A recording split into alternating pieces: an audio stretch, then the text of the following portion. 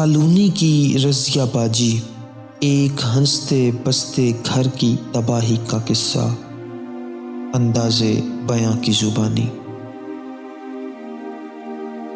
کراچی کے علاقے نارتھ ناظم آباد اور گلبرگ جیسے نسبتاً پوش علاقوں کے درمیان چھوٹی سی کالونی کے چھوٹے چھوٹے گھروں میں ہزاروں کردار موجود ہیں۔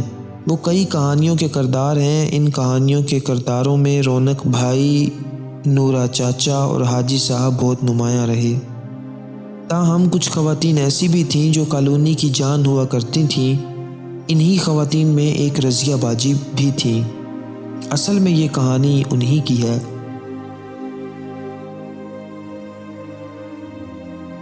رضیہ باجی اور ان کے شوہر حمید بھائی کی عمر میں تقریباً 25 سال کا فرق تھا۔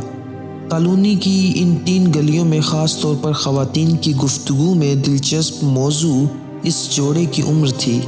رضیہ باجی حسین اور خوبصورت تھیں، جبکہ حمید بھائی عمر میں بڑے ہونے کے ساتھ ساتھ شکل و صورت کے بھی واجبی سے تھے۔ شادی کیوں ہوئی اور اس کی وجہ بھی کوئی نرالی نہیں۔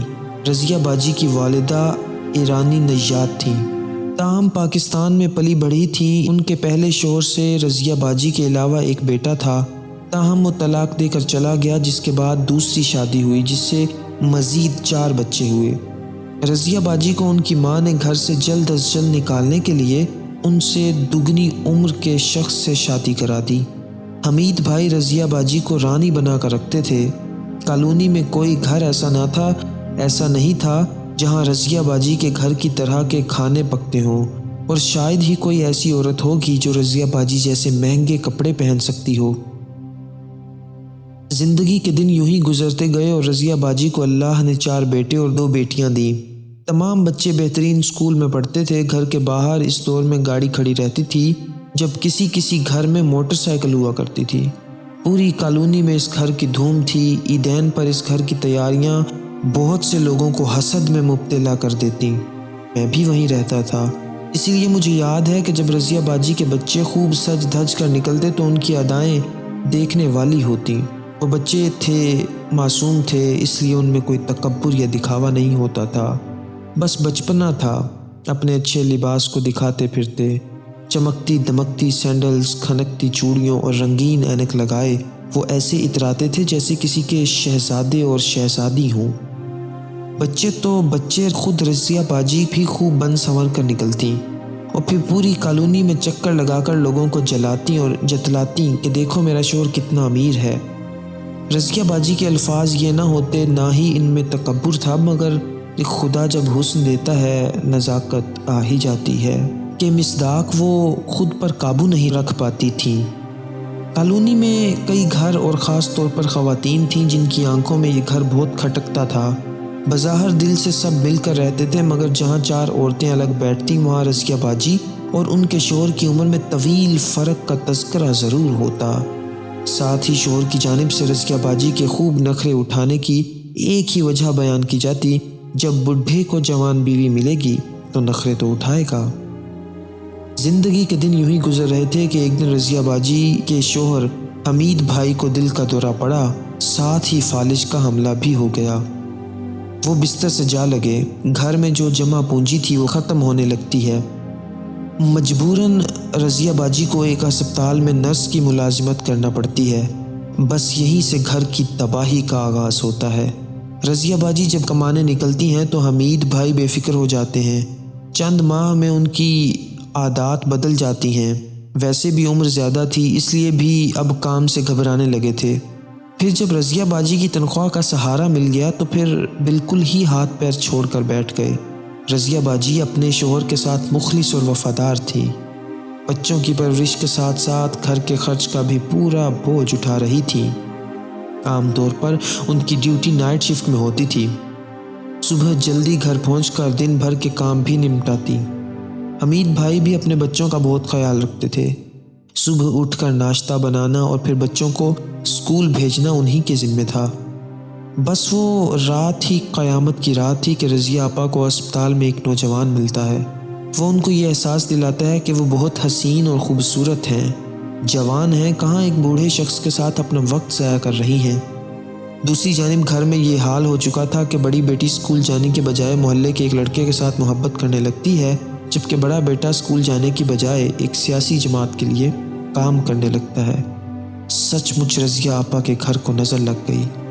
دن یوں ہی گزرتے رہتے ہیں کہ ایک روز معلوم ہوتا ہے کہ حمید بھائی نے کسی بات پر لڑائی کے دوران رضیہ آپا کو طلاق دے دی، جبکہ حمید بھائی کا کہنا تھا میں نے طلاق نہیں دی۔ فیصلہ یہ ہوتا ہے کہ حمید بھائی اب گھر میں نہیں رہ سکتے، لہٰذا وہ اپنے بستر کے ساتھ سارا دن گھر کے باہر چبوترے پر پڑے رہتے۔ کالونی میں وہ خواتین جو کل تک رضیہ آپا کے گھر میں ہر سو پھیلی آسودگی اور خوشحالی سے جل کر ان کو بڈھا شوہر ملنے پر طعنہ دیتی تھیں، وہی اب رضیہ باجی پر بدترین الزامات عائد کر رہی تھیں۔ ادھر بد نصیبی کہ رضیہ آپا کا اپنا بیٹا جو گھر کا بڑا تھا وہ بھی ان کے خلاف ہو چکا تھا۔ پھر ایک دن معلوم ہوا کہ رضیہ آپا کی بیٹی جس لڑکے سے محبت کرتی تھی اس کے ساتھ بھاگ گئی، تاہم بعد میں وہ گھر واپس آ گئی اور اس لڑکے نے اس سے شادی کر لی۔ وہ بغیر کسی جہیز اور ڈھول ڈھمکے کے گھر سے رخصت ہو گئی۔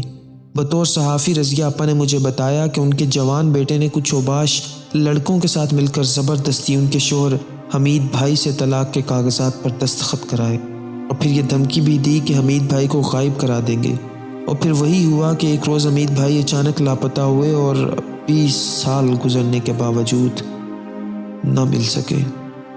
بڑے بیٹے نے شادی کی اور الگ ہو گیا، جبکہ چھوٹا بیٹا بھی کہیں جا کر کام کرنے لگا۔ رضیہ باجی کالونی کا گھر چھوڑ کر کہیں اور چلی گئیں اور پھر سنا کہ انہوں نے شادی کر لی، ہسپتال والے لڑکے سے یا کسی اور سے یہ نہیں معلوم۔ کالونی میں ان پر طرح طرح کے الزامات لگنے لگے۔ انہوں نے سب سے تعلق توڑ لیا۔ میں ان سے ملنا چاہتا تھا مگر کوئی ان کا پتہ نہ دیتا تھا، حتیٰ کہ ان کا بڑا بیٹا کالونی میں تھا وہ بھی ان کا پتہ نہ دیتا۔ پھر کئی برس بیت گئے، ایک جگہ ان سے ملاقات ہو گئی، وہ بہت روئیں اور اپنا نمبر دیا مگر وہ نمبر میں محفوظ نہ رکھ سکا۔ دوبارہ ہر کسی سے نمبر مانگا مگر کسی نے نہیں دیا۔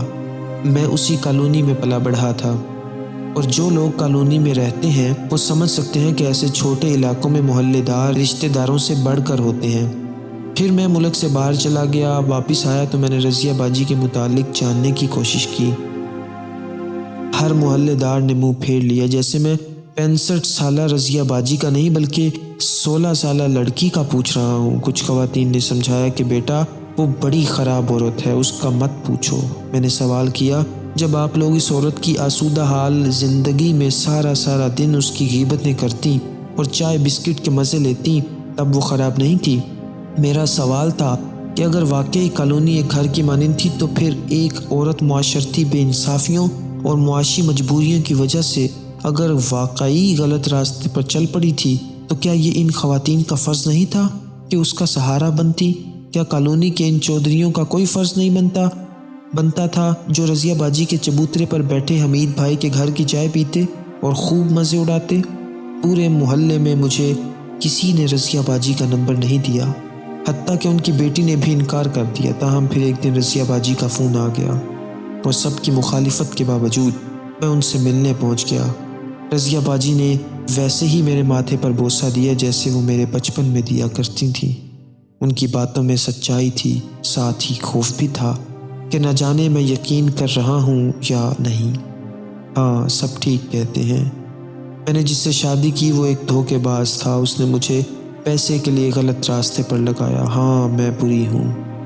وہ میرے سامنے پھوٹ پھوٹ کر رو رہی تھی۔ میں نے سب باتوں کا تجزیہ کیا تو اس نتیجے پر پہنچا کہ معاشرے کی بے رخی نے رضیہ باجی کو مشکل ترین فیصلے کرنے پر مجبور کر دیا۔ تنہا عورت تھیں، مجبور تھیں، لڑکا بھی سہارا بننے کے بجائے دشمن بن چکا تھا۔ اگر وہ کہیں کسی لمحے میں ڈگمگا بھی گئی تھی تو کیا اس کی سزا عمر بھر کا قطع تعلق ہے؟ کیا معاشرہ گرتے ہوئوں کو اٹھانے کی سکت نہیں رکھتا؟ کسی کو دھکا دینا آسان ہوتا ہے مگر ہاتھ تھام کر اٹھانا مشکل۔